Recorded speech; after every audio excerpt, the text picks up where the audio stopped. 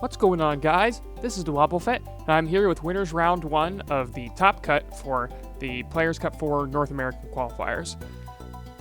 It's been 2 weeks since the Swiss rounds ended, and I've had a lot of time to think about what I wanted to do to prepare, not only for this specific matchup, but how I wanted to prepare in general for the top cut of Players Cup 4. So, generally speaking, I think one of my strongest traits as a player is being able to come up and being able to really effectively practice game plans when I have a lot of time. I feel like I do very, very well in a top cut situation where I know my opponent's team and I have time to practice against it. So like, for example, at an IRL event where top cut is the next day, I'll spend all evening practicing, trying to find information on my opponent and trying to play really, really hard. This was a little bit unique for me. Since I had 2 weeks, I didn't think I needed all 2 weeks in order to practice against my first opponent, who I knew in advance would be Arsal Puri, fine player. If you're interested in his team, you can watch the team report that he did with CK49 on his channel. Very informative watch, in my opinion, so you can watch that for more perspective on Dragapult Clefairy and his team in general. But my philosophy for practicing this was informed very much by the advice of Wolfglick and Agadi. Gabriel Agadi, I guess, if I'm going to say Wolf's full name. But they both told me something very interesting. They both said, practice really, really, really hard for your round 1. Don't worry about your other matchups. Practice really hard for your round 1. And I thought that was a really strange piece of advice. I was like, why would you practice so hard for your round 1 and not focus so much on your other matchups? Well, I think it's because by dividing your time between 15 other players, you're going to be spending a lot of effort on a lot of matchups that you're not actually going to play. You could play anybody in the bracket. You are guaranteed to play...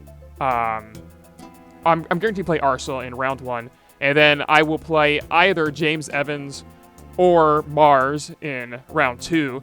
But I don't have any guarantee after that point for who I could play. It just really depends on if I win or lose and how the bracket pans out. So I can't plan super far in advance. And so in order to best use my time in the 2 weeks, both Wolf and Agadi recommended that my primary focus should be on my initial round. I kind of bucked their advice a little bit. I decided to focus on practicing against Arsal and Marco, Mars, and James Evans. I decided to split my time a little bit between those three because I knew I had to play those players, and so I wanted to guarantee that I had a matchup. If I lost my winners round 1, then I would still be playing one of those two in losers round 1 as well. Or is it losers round 2? I forget how double elimination naming conventions work, but anyway, this is winners round 1. I'm playing against Arsal. I had a lot of time to prepare. I practiced this matchup with Namuko Pro. I practiced it with Dog. I practiced it with Bright Size, so I had different perspectives on how this matchup was supposed to go. I don't remember if I practiced this one with Ace Noak or not. I don't think I actually did, but I played this for a lot. I played this a lot, and I determined that my best lead was going to be Clefairy Moltres with Lando and Aleki in the back. My game plan really wasn't actually to max Moltres. I didn't really want to. I could max my Moltres, but it's more so of a bluff. It's not strictly necessary for me to do so. What I really want to do is I just want to use Fiery Raft to damage their Dragapult for a lot of damage. That's really what I wanted to do. And then I can use my Landorus to clean up my opponent. My opponent has no ground resist on their team. You've seen the team sheet as it's been displayed there on the screen. They don't have any ground resists, and their flying resists are also Regieleki. So, Landorus maxing is actually a lot more powerful than my Moltres maxing, but I don't want to max my Lando straight away because it's kind of risky to do so. I might get put behind really quickly. So without further ado, I've talked quite a long time about the preview of this match. Let's get into things. My opponent leads with Dragapult and Incineroar, which was interesting. They actually had, in practice, my opponents had never done this lead against me. The most common one that I had practiced against was Regieleki and Dragapult. But I also played against Clefairy Dragapult and other variants of that. But this is great for me. I'm going to go ahead and just follow me and Nesty Plot. They can Dynamax with their Dragapult, sure. But what this does is they can take out my Clefairy and go for Max Dragon, but that won't do a ton of damage. I mean, it will do a ton of damage to my Moltres, but I'm going to be wasting their Max turns because then next turn I can double protect.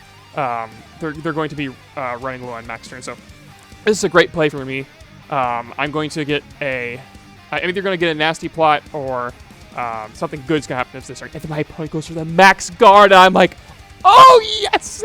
I'm like, this is perfect. I cannot ask for a better turn. They didn't even fake out the Moltres to cover the nasty plot. I think they assumed that I was going for the Helping Hand Max Darkness turn 1 into Dragapult.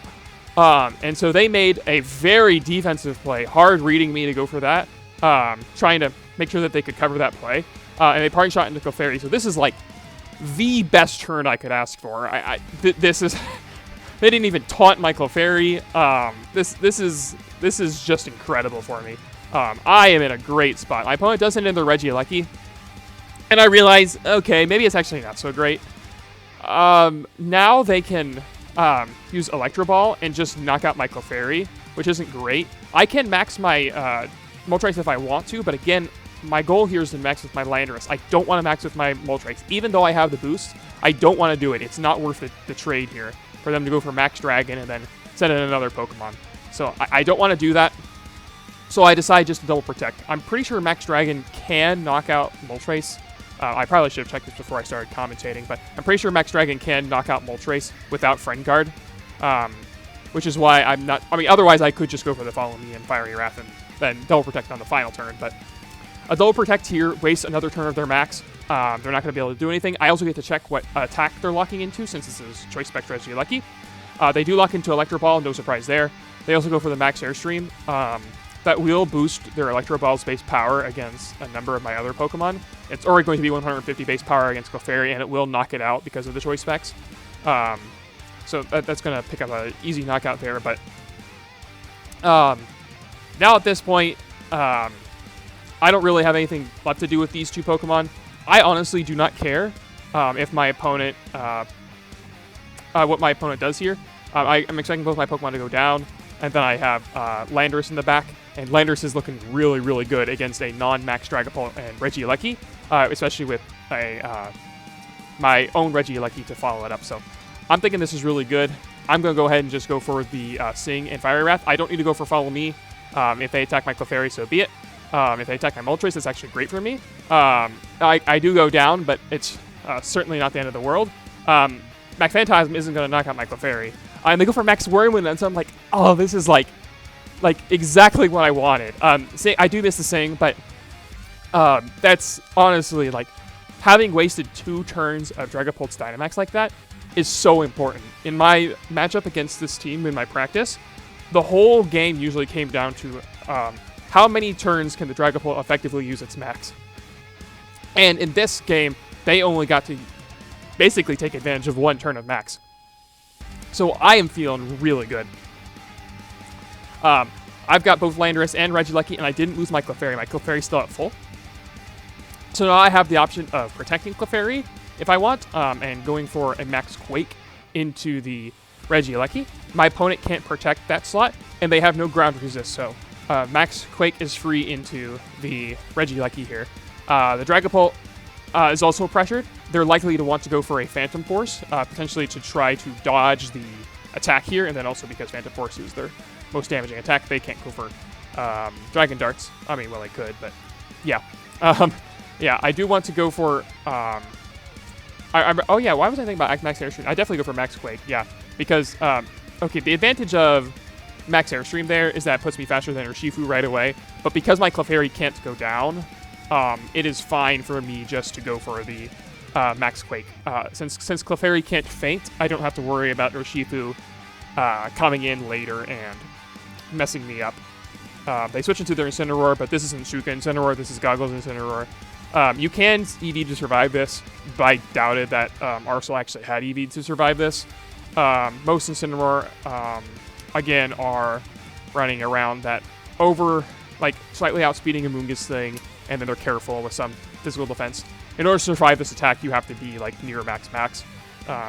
It's definitely to survive it with certainty. Even to have a shot, you have to have a ton of defense investment, which is way more than most Incineroars are. running right now, so my Clefairy's Protect here is rendered somewhat useless, but I did want to cover the Regieleki just attacking me. Don't want to mess up what great board state I have right now. My opponent does go for the Dragon Dance with their Dragapult. That's pretty annoying for me.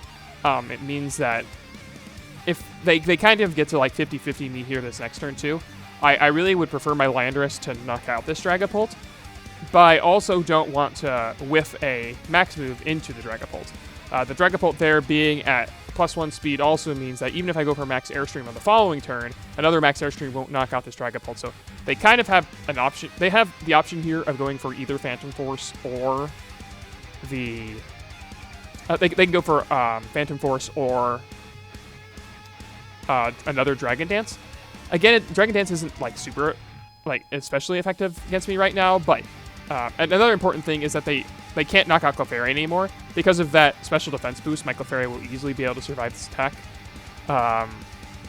And so Dragapult basically, do I attack the Dragapult at this point? Is it going to go for the Dragon Dance? I didn't think it was especially likely that it was going for Dragon Dance here. I don't want to go for another Max Quake into the Regieleki though. I do want to go for Max Fly. This does a couple things. One, if they're going to go for Electro Ball, this is going to reduce the damage of that. I also wanted to cover potentially a Volt Switch a little bit harder than Max Quake would have. They do go for the Phantom Force this turn, which is great for me. Electro Ball is going to do... That's still their strongest attack versus Clefairy, but it's not going to knock me out. That's really all I needed to do. Max Airstream is going to do a lot of damage to the Regieleki. Now, because the Dragapult is still faster than me, and because it went for Phantom Force on this turn, I can go for the Helping Hand max move into the Dragapult. And so now I just have to basically decide what I want to do with my Lando this turn. Do I want to go for the Max Fly again onto Dragapult? That would let me outspeed the Regieleki with certainty, so that would be nice. But I also thought to myself, okay, I've got my own Aleki in the back. Why don't I just go for Helping Hand Max Rockfall? This does a couple things. One, my opponent was almost certainly bringing her Shifu. In all my practice games, my opponent always brought her Shifu. So Max Rockfall would break the Urshifu's Focus Sash when it comes in later, which will be important for my Regieleki. It'll mean that I can more safely attack into it, things of that nature. So I really like the idea of going for Max Rockfall here. Helping Hand Max Rockfall is a guaranteed knockout on this Dragapult. And my opponent actually switches out the Regieleki, which is fantastic for me. It means my Clefairy isn't going down either. Well, actually, it doesn't mean my Clefairy is still going to go down if they use Phantom Force into my Clefairy, which they do here. Phantom Force is able to knock out my Clefairy, which, Clefairy has done its job. It was able to put several Helping Hands onto my Landorus. This Max Rockfall is going to knock out the Dragapult with certainty. And then Urshifu has now got its Focus Sash broken, and my opponent has Spexaleki in the back. So at this point, I'm trying to think of potential ways for me to lose this game. My opponent does not know I have Regieleki, so I'm going to take all my time here, not because I want to timer stall my opponent, but because I want to think while my opponent is lacking information. For example, if I have Registeel, they would have to play a little bit differently than if I have Regieleki. And if I have, well, I guess, what is my other Pokemon on my team? Yeah, I don't know. I feel like I definitely only bring Regieleki or Registeel here anyway. Oh, Spectrier, yeah. But it's unlikely I bring Spectrier here into the Dragapult matchup. I'm not trying to mess around with that. But at this point, I'm trying to think of ways that I can guaranteed win the game.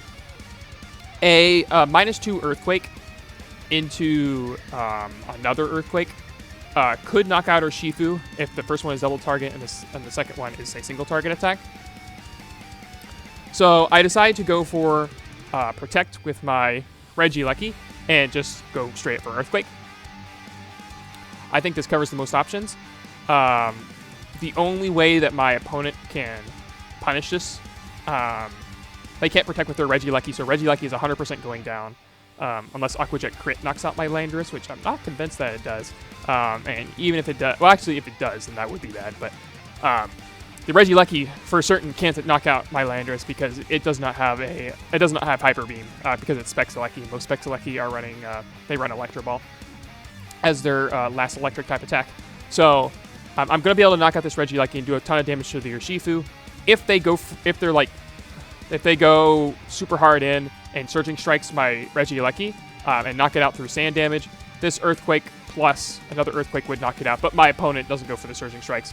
They just try to double target my Regieleki to knock it out. I think that was probably the best play. I think that was one way for me to potentially lose this game. But I did not go for that. I just go for the Earthquake. And as you can see here, Earthquake plus Sand should put the Urshifu into KO range of another single target Earthquake, even if they had gone for the Surging Strikes into my Regieleki. For one, that might not even knock me out after sand damage because I'm bulky Regieleki. And even if it had, I would be able to win with that. So now I just go for Thunderbolt, Swords Dance, even if they crit the Aqua Jet. Swords Dance Landorus guarantees that for sure I win the game. So that's game one. That felt really good. I felt like I got a little bit lucky with how my opponent played their Dragapult. It was also really interesting. I didn't expect my opponent to go for the Max Guard there, turn one. You'd think that in their practice in this matchup, you'd think that they would, like, as part of their adjustments, like, you think they would practice this, they would have practiced against Clefairy Moltres lead. And the fact that they didn't, that they went for the Max Guard turn one was just really surprising to me when I thought that Nasty Plot was always my best play. So, in any case, I have a mix-up. After playing, I think probably like 15 or so games versus this team. Although I liked Clefairy Moltres the most as a lead with Landorus in the back, Registeel was a good mix-up. Registeel as a mix-up, especially with the Landorus lead, is really strong because I can put Speed Boost onto my Registeel, and if I do that, then I'm going to be outspeeding a lot of their Pokemon. If they try to lead with Dragapult straight up, and that's not good for them. This isn't great against some other stuff, but I also expect them to lead Regieleki again because I led my Moltres. I don't know what exactly they're going to lead beside it. If they lead like Aleki Pult, then Lando Registeel is really good into this because you can max Airstream, give your Regieleki a speed boost so it takes less damage from Electro Ball. But my opponent leads probably the best lead I could ask for, Clefairy and Regieleki. So my opponent can do no damage to me. They cannot. They've got to switch out their Regieleki. If it stays in, one, it could just die to Max Quake. And two, they're not getting anywhere. They would need. They need to get Regieleki off the field in order for. They got to bring it back in later because they've got to deal. They got to do something else to deal with Landorus here. Now, Electro Ball won't knock out Registeel in one hit, but it will do a lot of damage. So I'm inclined to protect here. Go for the Max Airstream with the Clefairy. Now, we know that my Clefairy is trained to be able to survive Max Airstream. I will be able to survive his attack 100% of the time. I did not have any information on my opponent's Clefairy's EV spread prior to this game, so I didn't know whether or not the Max Airstream was going to knock out Clefairy. I assumed it wouldn't, but what I want to do is I want to just go for the Max Airstream anyway. The worst case scenario is they go for Sing and hit it. I'm hoping they don't do that. My opponent actually goes for Protect, and that's probably best case scenario for me. Because this damage into Clefairy, while it won't obviously do the full damage because the max move will be quartered through Protect. You can see I still do a lot of damage. Importantly, I put it into KO range of a Max Airstream next turn. And my opponent has stayed in with her Regieleki to go for Electro Ball. And so now they're in just a terrible spot. If they want to stay in again, then their Electro Ball just is not going to do that much damage to Registeel. I get another Max Airstream off as well into Clefairy. That'll let my Landorus go faster than this Regieleki for certainty. So this is all looking really good for me. My opponent does go for the Helping Hand Electro Ball into my Registeel. And as you can see, even with the Helping Hand, it only does about, 70% or so. Thanks to the Max Airstream, my Registeel is fast enough to make that Electro Ball only 120 base power rather than 150 base power. And you can see that was with the Helping Hand boost. If it wasn't Helping Hand boosted, it would have done considerably less damage, thanks to Registeel's additional special bulk that I have given it. And so now I'm able to use Iron Defense, And so now if my opponent switches in Incineroar, I'm going to be able to just knock that out straight away. It's looking great for me. My opponent at this point, like I say, probably has Urshifu in the back. Like I said, they almost always bring Urshifu against me when I practice against this.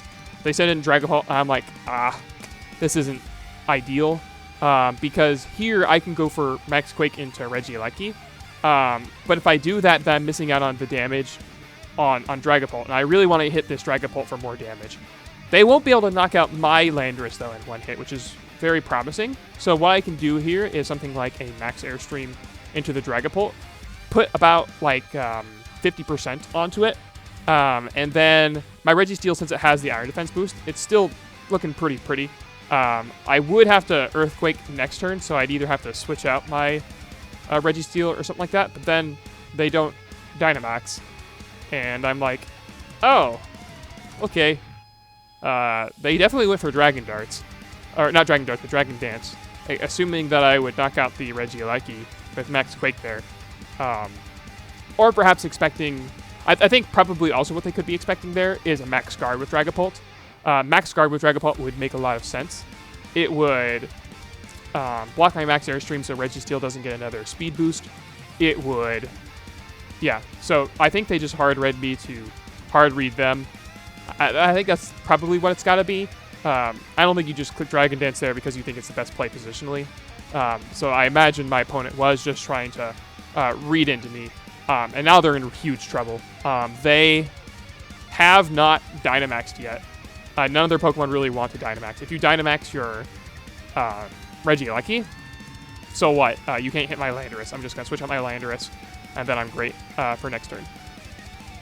If you Dynamax your Incineroar, you're not using Fake Out, so I just knock out the Regieleki. If you go for Fake Out and Electro Ball this turn, so what? I'm going to get a Body Press KO on the Incineroar because I'm not even convinced that Electro Ball actually KOs my Registeel. So I'm feeling pretty good. My opponent doesn't even try to Dynamax their way out of the situation and they forfeit. So my practice there, in my opinion, really paying off.